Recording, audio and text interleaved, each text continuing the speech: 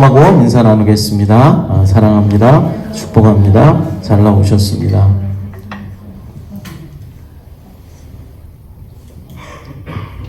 오늘 에어컨도 잘 안 나오는 것 같고 뭔가 좀 어수선해요. 처음 오니까 좀 그런 게 있습니다. 좀 이해를 해주시고 우리 마음만 하나님께 집중하면 된다라고 생각하고 우리가 하나님께 집중해서 예배 드렸으면 좋겠습니다. 예.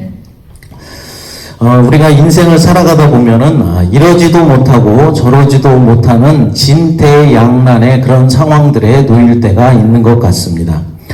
특별히 우리 이민자들에게 진퇴양난의 상황이라는 것은 대부분 이제 영주권을 얻을 때 생기는 것 같습니다. 우리 가족도 이곳에 처음 와서 영주권을 얻기까지 힘든 과정들이 있었습니다. 이곳에서 살려면은 영주권을 받아야 되고 영주권이 있어야만 이곳에서 살 수 있는데 영주권을 획득한다는 것이 여러분들도 아시다시피 그렇게 쉬운 일만은 아닙니다.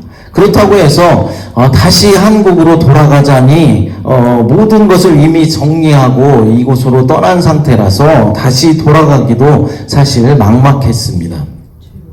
감사하게도 하나님은 우리를 딱하게 보셨는지 이제 영주권 승인이 나게 해주셨고 이곳 하와이에서 살아갈 수 있도록 은혜를 베풀어 주셨습니다. 여러분들에게도 이런 진퇴양난의 상황이 있었을 것이고 또 앞으로도 이런 상황들이 닥쳐올 것입니다. 이럴 수도 없고 저럴 수도 없는 상황에 여러분들은 어떻게 그 어려움을 극복해 나가십니까? 오늘 본문은 홍해 앞에 서 있는 이스라엘 백성들의 모습을 보여주고 있습니다. 지금 이스라엘 백성의 상황이 닥친 상황이 딱 진퇴양난의 상황이다라는 것이죠. 이럴 수도 없고 저럴 수도 없는 그런 상황에 놓인 것입니다. 그들의 앞에는 이제 홍해 바다가 가로막고 있었고 그들의 뒤에는 애굽의 기병대들이 다시 이제 그들을 잡으려고 쫓아오고 있었습니다. 오늘 이스라엘 백성들의 이야기를 살펴보면서 우리의 삶에 진퇴양난 같은 고난의 때가 다가올 때 어떻게 우리가 대처해야 하는지를 이 시간 생각해 보도록 하겠습니다. 첫째로 이스라엘 백성은 원망하고 불평하였다는 것입니다. 출애굽의 기쁨도 잠시뿐 이스라엘은 지금 죽음의 위협 앞에 놓여 있는 것입니다. 잠깐 동안 만끽했던 기쁨은 이제 원망과 불평으로 바뀌어 버렸습니다.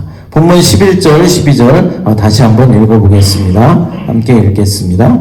그들이 또 모세에게 이르되 애굽에 내장지가 없어서 당신이 우리를 이끌어내어 이 광야에서 죽게 하느냐? 어찌하여 당신이 우리를 애굽에서 이끌어내어 우리에게 이같이 하느냐?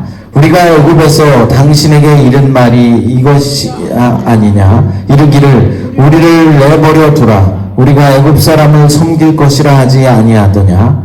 애굽 사람을 섬기는 것이 광야에서 죽는 것보다 낫겠노라. 아멘.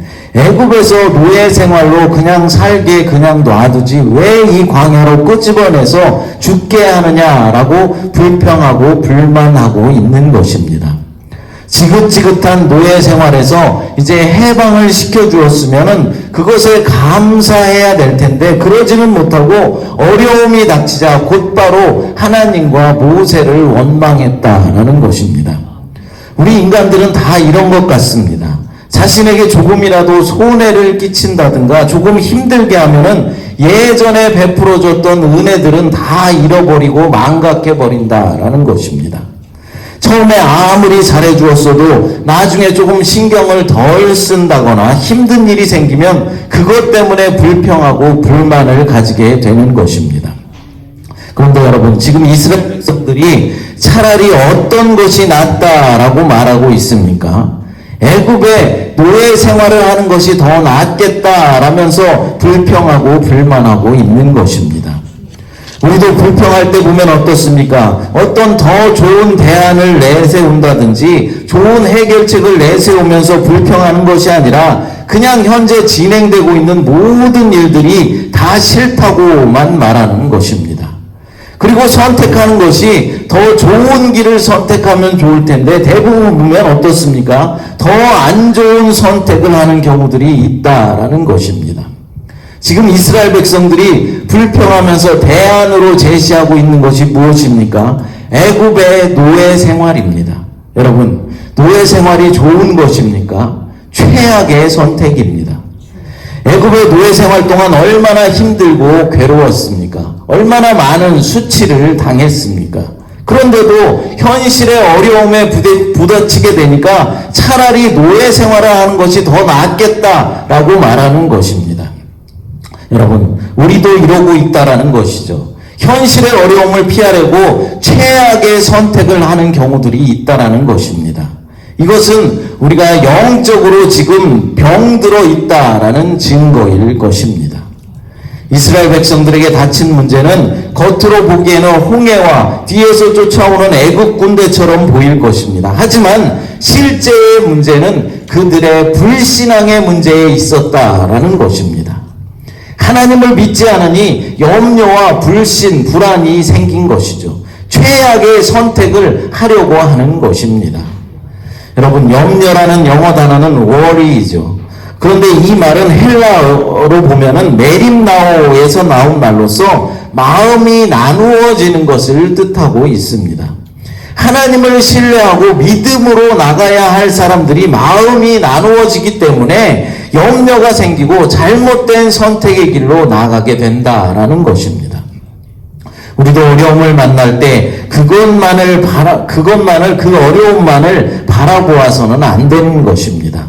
내 앞에 놓인 문제보다도 더 크신 하나님을 바라보면서 그분을 신뢰하는 저와 여러분들이 되었으면 좋겠습니다.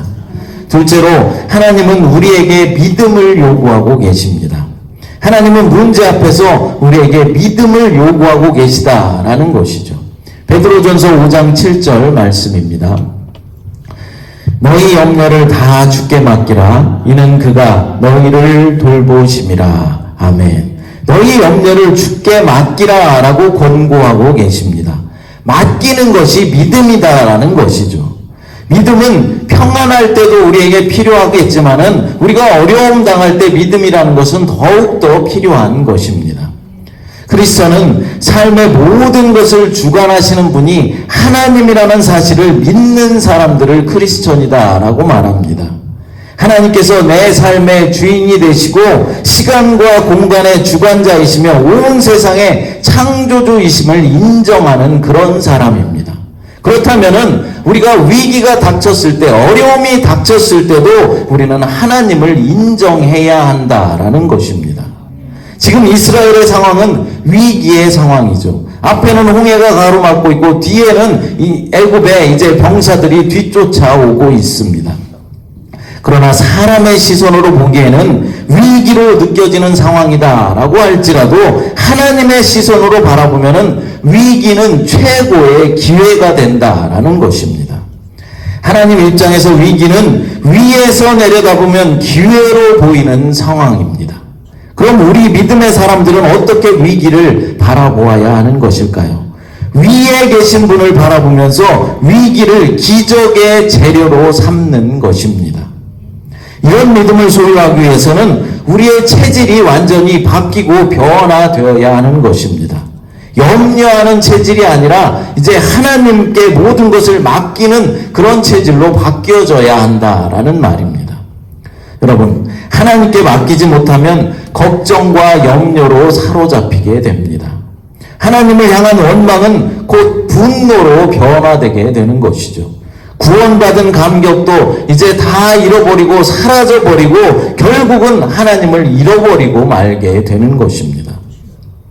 우리의 삶의 문제는 복잡하다라고 생각될지라도 하나님이 요구하시는 것은 아주 간단하고 단순합니다. 하나님께서 우리에게 요구하시는 것은 단순하다라는 것이죠.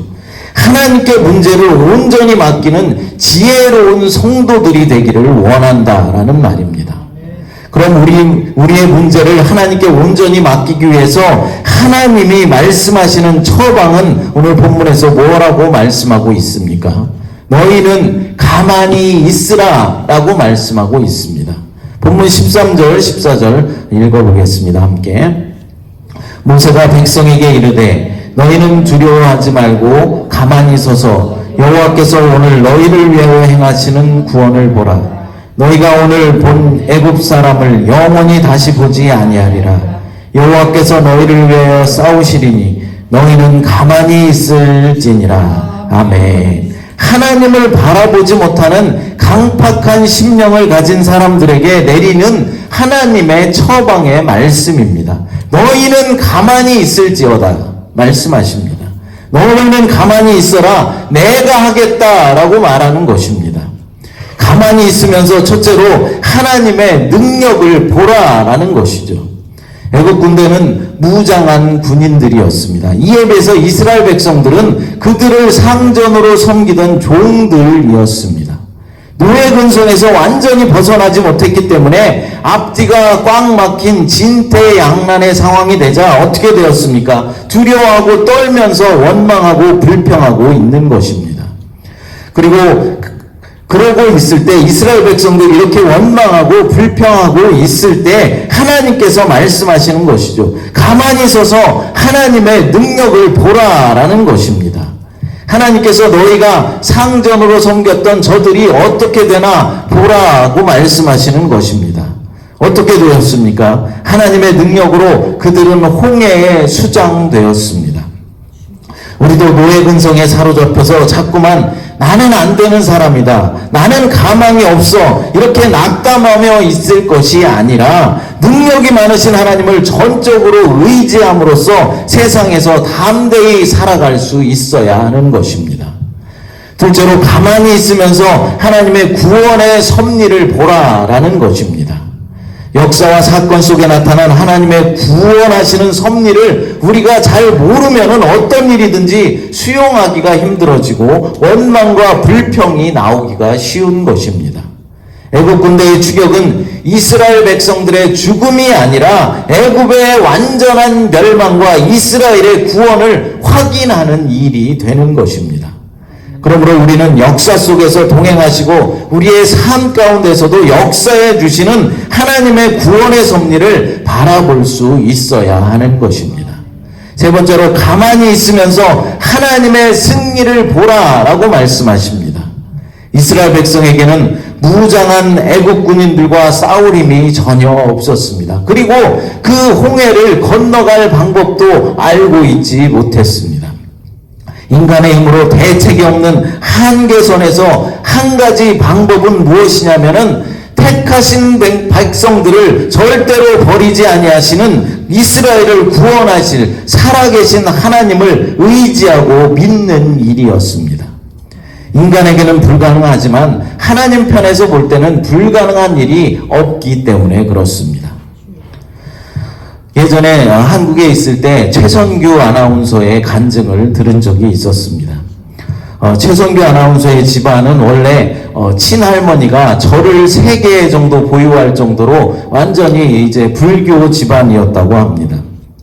그리고 이 최선규 아나운서도 대학 시절에 불교 학생회장으로 활동할 정도로 불교와 가까웠고 교회 다니는 친구들이 전도를 하면은 비웃고 핍박하는 일에 앞장섰던 사람이었습니다. 이처럼 예수와 전혀 상관없이 살아도 그의 삶은 평탄했고 행복하게 순탄하게 잘 살아갔다고 합니다. 아나운서 시험에도 한 번에 덜컥 합격을 했고 그 후에도 20년간이나 스타 아나운서로 부족함 없이 살았습니다. 그런데 1993년도에 최선규 아나운서를 향한 하나님의 섭리의 역사가 이제 시작되었습니다. 93년 9월 25일 평소와 다름없이 이제 생방송을 마치고 나오는데 후배 아나운서가 곧 울 것 같은 그런 표정을 지며 선배님 하면서 쪽지 하나를 이제 최선규 아나운서에게 내미는 것입니다. 그 쪽지에 이렇게 적혀 있었습니다. 딸 교통사고, 생명위독, 강남 성심병원 응급실 이렇게 적혀 있는 것입니다. 사건의 경위는 이렇습니다. 이삿짐을 싣고 온 25톤 트럭이 이제 대문 입구에서 모래놀이를 하고 있던 그 당시 최선규 아나운서의 3살 먹은 딸아이를 이제 보지 못하고 후진하여서 한번 깔고 넘어갔고, 그리고 운전기사는 뭔가 덜컥하고 끼인 느낌이 들어서 바퀴에 뭐가 끼었나라고 생각하면서 앞으로 다시 한번 이제 그 아이를 깔고 넘어갔다고 합니다. 3살짜리 아이를 뒤로 한번 앞으로 한번 왔다 갔다 깔고를 한 것이죠. 성모병원이 대림동에 있었고, 이제 녹화는 여의도에 있어서 평소 같으면 한 10분 정도 차를 타고 가면은 10분이면 그 병원까지 갈 수 있었다고 합니다. 하지만 그날은 토요일이라서 차가 이제 앞뒤로 꽉꽉 막혀 있었습니다. 그래서 이 아나운서가 할 수 있는 일은 아무것도 없었습니다. 사랑하는 딸아이의 상태가 어떤지 보기 위해서 빨리 병원으로 달려가야 하는데 온통 차들로 둘러싸여서 분통만 터지고 어찌할 바를 몰랐답니다. 그때 자신도 모르게 무의식적으로 이런 고백이 나왔습니다. 하나님 살려주세요. 3살짜리 딸을 살려주시면 저는 하나님을 위해 살겠습니다. 라는 고백이 자신도 모르게 흘러나왔다고 합니다. 앞으로 갈 수도 없고 뒤로 갈 수도 없을 때 하늘은 뚫려 있었고 이제 하늘을 바라보고 하나님을 찾은 것입니다. 결국 하나님은 최선규 아나운서의 이 기도를 들어주셨고 딸아이를 살려주셨습니다. 지금 이 딸아이는 카나다의 한 교회에서 찬양 사역자로 섬기면서 열심히 하나님을 찬양하고 예배하는 일에 쓰임받고 있다고 합니다.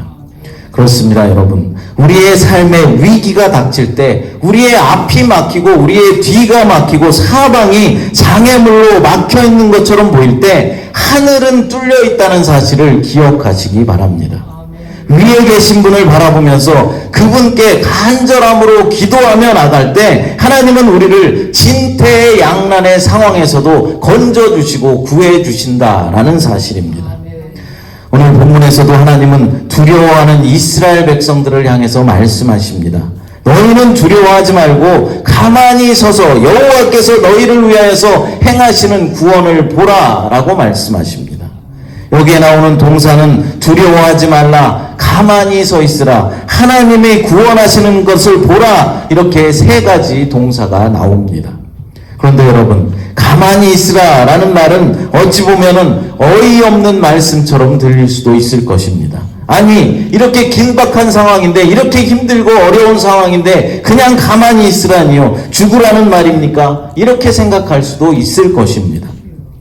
그러나 이 말씀은 모든 상황을 하나님께 맡기고 완전히 수동적인 자세를 취하라라는 것입니다. 그러니까 인간적인 생각으로 자꾸만 엉뚱한 짓들을 하지 말라라는 것이죠. 그럴 것이 아니라 먼저는 하나님 앞에 차분하게 엎드려서 하늘의 지혜를 구하고 진짜 하나님의 뜻이 어디 있는지 먼저 확인해 보라라는 것입니다. 내가 지금 행하고 있는 일이 진짜로 하나님께서 원하고 있는 일이신지, 아니면은 내 욕심과 내 평안함과 내 만족을 위해서 바라고 있지는 않은지 생각해 보라라는 것입니다. 여러분, 우리가 이렇게 행할 때 하나님의 놀라운 구원을 보게 되는 것입니다. 이 같은 하나님의 말씀에 모세도 순종했습니다. 하나님께 모든 것을 맡기고 그분의 말씀에 순종할 때 놀라운 역사를 경험하게 되었다라는 것이죠. 여러분, 성경에서는 위기가 도리어 최고의 기회가 된 사건들이 많이 기록되어져 있습니다. 온 땅을 덮은 오랜 흉년이 요셉에게는 민족을 구하고 하나님을 나타낼 수 있는 그런 기회였습니다. 거인 골리앗의 등장이 다윗에게는 민족을 구하고 하나님의 이름을 드러낼 수 있는 기회였다라는 것입니다. 블레셋의 강한 군대를 보며 모두가 두려워서 떨고 있을 때 사무엘에게는 그때야말로 하나님을 예배하고 에벤에셀의 하나님을 경험할 수 있는 기회였습니다. 오늘 본문에서도 마찬가지죠. 눈앞에는 홍해가, 뒤에는 이 애굽의 군대가 쫓아오는 이 상황이 모세에게는 하나님을 나타내고 하나님의 도우심을 경험할 수 있는 최고의 기회였다라는 것입니다. 최선규 아나운서의 딸의 교통사고도 최선규 아나운서와 또한 그의 온 집안이 하나님을 만나고 구원받게 돼 놀랍게 쓰임받는 최고의 기회였습니다. 사랑하는 여러분, 인생의 위기 속에 믿음의 사람들은 문제 너머에 계신 하나님을 바라볼 수 있어야 하는 것입니다. 삶의 그 어떤 문제보다 하나님을 더 크게 바라볼 수 있어야 한다라는 것입니다. 지금 만약 여러분이 한 번도 경험해보지 못했던 위기 상황 가운데 있게 된다면 그것은 하나님께서 우리에게, 여러분에게 누구도 경험해본 적이 없는 새 일을 행하실 것이라는 신호일 수도 있을 것입니다. 지금 우리는 모두가 어려운 시절을 지나고 있습니다. 어려운 때를 지나가고 있습니다. 코로나 팬데믹으로 인해서 오랜 시간 동안 정상적인 삶을 살아가지 못했고 또 죽음의 공포 가운데 사로잡혀 살아온 시간들이었습니다. 물가는 자꾸만 올라갑니다. 우리가 버는 돈은 오히려 점점 줄어들고 있는데 물가는 자꾸 올라가고 있습니다. 더군다나 러시아의 우크라이나 침공으로 인하여서 세계 경제는 더더욱 어려운 가운데 빠져들고 있습니다. 우리 교회도 사실 예외는 아닙니다. 어떻게 보면 우리 교회를 개척한 이후에 최대의 위기 상황이다라고 말할 수 있습니다. 물론 저는 절대로 그렇게 생각하진 않습니다. 하나님께서 세우신 주님의 교회를 절대로 무너지게 하지 않는다라는 사실을 저는 믿기 때문입니다.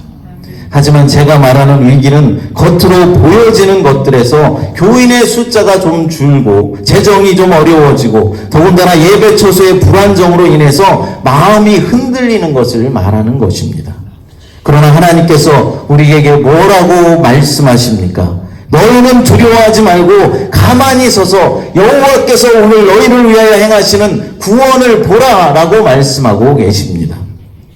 눈을 들어서 하나님을 바라보라는 것입니다. 앞뒤 사방이 꽉꽉 막혀 있을 때 눈을 들어 하늘을 보고 하나님께 간절히 기도하라는 것입니다. 모든 문제의 해답은 여호와 아버지 하나님께 있습니다. 모두가 어렵다고 불평하고 낙담하는 것이 지극히 당연한 반응이라고 여겨질 때 바로 그때가 오히려 감사해야 할 순간이고 믿음을 보여야 할 순간이며 최고의 기회라는 것입니다. 여러분, 왜 그렇겠습니까? 이 상황을 허락하신 분이 하나님이실 뿐만 아니라 하나님은 내가 어떻게 반응하는지 다 지켜보고 계시기 때문입니다. 우리가 위기 가운데 처했을 때 우리의 행동을 어떻게 하는지, 위기 가운데 하나님을 배반하는지, 위기 가운데 하나님께 더 앞으로 나아가서 기도하는지 그것을 보고 계시다라는 것입니다. 그렇습니다. 언제나 문제에 휘둘리는 사람이 아니라 문제보다 크신 하나님을 바라보는 사람, 믿음으로 반응해서 하나님께 인정받는 사람, 그렇게 하나님이 찾으시는 충성된 믿음의 사람들이 다 되시기를 간절히 축복합니다. 이 시간 함께 찬양하고 기도하도록 하겠습니다. 십자가 그 사랑이라는 찬양. 하나님 아버지 감사합니다. 오늘 이스라엘 백성들이 진퇴양난의 상황에 처해 있을 때 너희는 두려워하지 말고 가만히 서서 여호와께서 오늘 너희를 위하여 행하시는 구원을 보라 말씀하심으로 그들의 길을 인도하여 주셨던 주님, 우리에게도 인생의 진퇴양난의 상황과 맞닥뜨릴 때 눈을 들어 하나님을 바라볼 수 있는 믿음을 허락하여 주시옵소서. 그래서 인생에서의 위기가 하나님이 주시는 최고의 기회로 역전될 수 있도록 하나님 역사하여 주시옵소서. 우리 교회를 사랑하여 주시고 성도의 가정들을 지켜주시고 인도하여 주심을 믿습니다.